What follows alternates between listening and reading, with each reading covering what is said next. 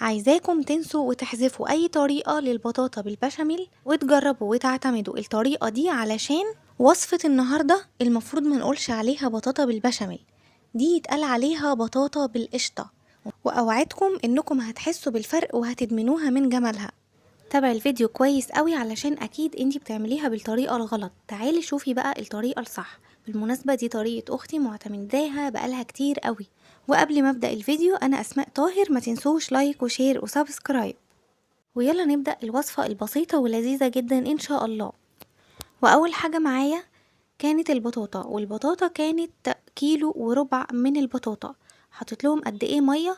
نص كوباية من المية، ما نزودش عن كده مية. وكمان تلت كوباية من السكر، ممكن نص كوباية يعني حسب سكرك انتي. وبعدين بنرفعها على النار بالشكل ده وبنبتدي ان احنا نغطيها